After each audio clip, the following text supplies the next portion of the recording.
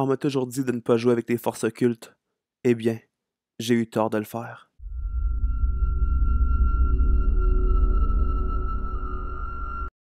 Allô les fans de culte, c'est Max, j'espère que vous allez bien. Bienvenue dans l'épisode 6 de Max Occulte et aujourd'hui on parlera de Ed et Lorraine Warren. Mais avant de commencer, je voulais seulement vous dire que j'ouvre une FAQ parce que la saison 1 est bientôt terminée.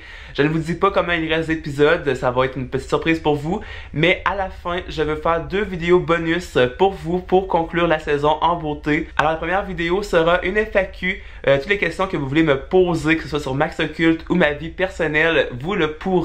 Vous pouvez m'envoyer vos questions sur mon compte Instagram, soit MaxBooking, ou sur ma page Facebook, MaxBooking également. Vous pouvez mettre aussi vos questions sous la vidéo dans la barre des commentaires. Je vais tout compiler ça et après ça, faire une vidéo complète là-dessus. Et la deuxième vidéo bonus, eh bien, je vous le dis pas tout de suite, ça sera une surprise. Mais présentement, revenons au paranormal. Aujourd'hui, je ne vais pas vous parler d'un démon particulier ou quoi que ce soit, mais je vais vous parler de l'histoire de Ed et Lorraine Warren, qui sont des célébrités dans le monde du paranormal et qui sont impliqués dans un certain nombre d'exercices, de possession et de poltergeist. Edward Warren Miney, dit Ed Warren, est né le 7 septembre 1926 à Bridgeport et il est mort le 23 août 2006 à Monroe. Lorraine Rita Moran est née le 31 janvier 1927 à Bridgeport également, dit les époux Warren, sont un couple américain d'écrivains spécialisés dans les sciences occultes et présentés comme des chasseurs de fantômes, lui étant un démonologue et elle se présentant comme médium et clairvoyante. La plupart des gens les connaissent, mais les connaissent-ils vraiment depuis leur début? Pendant sa jeunesse, Ed vécut dans une soi-disant maison hantée et c'est ce qu'il vit qui lui inspira son futur métier. Selon lui, quand il était jeune, il entendait souvent la porte de son placard s'ouvrir d'elle-même. Et lorsqu'il regardait dans ce même placard, il voyait les ténèbres sans cesse apparaître. Pendant une nuit, il a pu voir se former une étrange boule de lumière et dans cette même sphère de lumière, il a pu apercevoir pour la première fois un visage se former. C'était le visage d'une vieille femme et elle n'avait pas l'air très agréable. Quand la sphère quitta soudainement sa chambre, il entendit des bruits de pas lourds ainsi qu'une respiration, puis la température de la pièce devient glaciale. Quand Ed se retrouvait seul avec sa sœur dans sa grande maison, il entendait souvent des bruits de pas et la canne de son grand-père qui était décédé cogner sur le sol. Tandis que pour Lorraine, dès son plus jeune âge, elle pouvait percevoir des manifestations psychiques, principalement des auras. À l'âge de 12 ans, alors qu'elle se trouvait dans une école catholique privée, elle se serait confiée à une des sœurs de l'institut en lui expliquant qu'elle voyait régulièrement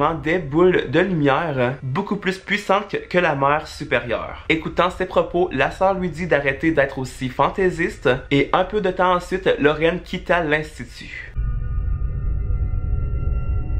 À l'âge de 16 ans, la vie d'Edward changera pour toujours. Ed travaillait comme placeur dans un théâtre de sa ville. Ce fut durant cette période qu'il fit la connaissance de Lorraine. La jeune fille et sa mère avaient comme habitude de se retrouver au théâtre chaque mercredi soir et Ed la remarqua assez rapidement. Lorraine tomba alors sous le charme et ce fut réciproque. Dans un premier temps, ils étaient seulement qu'amis, mais plus que le temps avançait, l'amitié se changea en amour. En 1945, à l'âge de 17 ans, Ed s'engagea dans la marine et 4 mois plus tard, après que son bateau ait coulé en Atlantique Nord, il retourna chez lui pour un congé de 30 jours. Pendant cette période, Ed et Lorraine décida de se marier. Puis, lorsqu'il revint de la Seconde Guerre mondiale, le couple décida d'avoir un enfant et ce sera une fille au nom de Judy. Quelques années plus tard, il devint enquêteur du paranormal.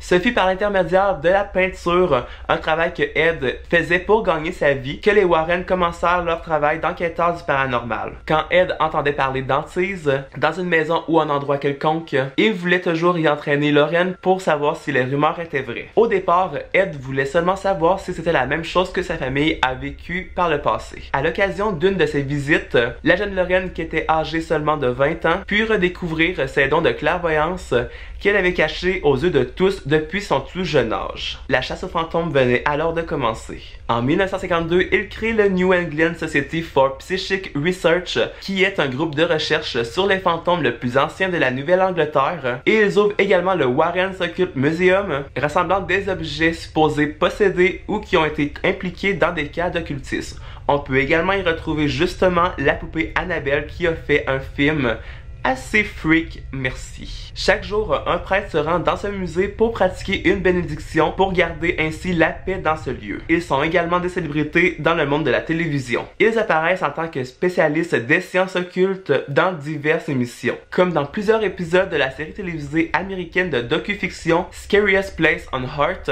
tandis que Lorraine apparaît seule dans une émission télévisée qui se nomme Hantise au Québec, traitant de cas qu'elle et son mari ont eu à résoudre. Mais ce n'est pas tout, ils n'ont pas seulement passé dans des épisodes télévisés, il y a également des films basés sur des histoires qu'ils ont vécues. En premier, le film que tout le monde connaît, il s'agit d'un film américain qui se nomme Conjuring ou La Conjuration. Le dossier Warren, sorti en 2013, est grandement basé sur un cas de possession qu'Ed et Lorraine Warren ont eu à faire en 1971 dans le Rhode Island. Il y a également The Conjuring 2, le cas d'Enfield, sorti en 2016, qui est supposé l'un des cas également que Lorraine et Ed ont eu à faire en 1977 à Enfield à Londres. Et finalement, le dernier film que je vais vous présenter et qui a eu un grand succès et que je crois que tout le monde, à vrai dire, connaît. Il s'agit du film Annabelle, qui est un préquel des films de Conjuring et qui relate les origines de l'objet possédé et qui fait mention à leur pièce dédiée à ce genre d'artefacts dans leur résidence,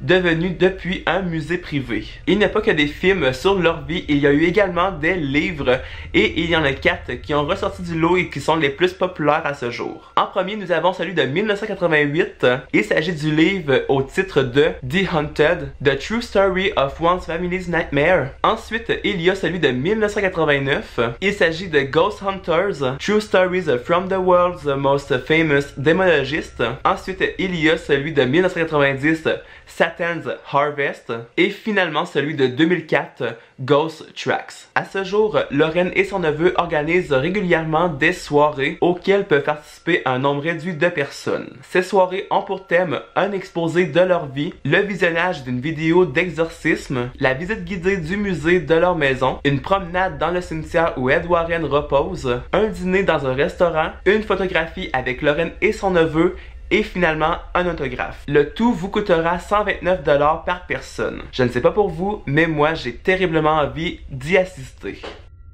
Alors voilà tout le monde, l'épisode 6 est terminé, j'espère qu'il vous aura plu. Je suis un grand fan du couple Warren et je suis vraiment content de pouvoir vous en parler aujourd'hui. Dites-moi dans les commentaires si vous les connaissiez et si vous avez également vu les films que je vous ai montrés. Et finalement, n'oubliez pas de poser vos questions pour la FAQ. Surtout, n'hésitez pas à liker la vidéo et de vous abonner à la chaîne, ça serait vraiment gentil et ça m'encourage également à continuer Max Occulte pour une deuxième saison. Et pendant ce temps, prenez soin de vous, dormez bien et surtout, gardez toujours l'esprit ouvert.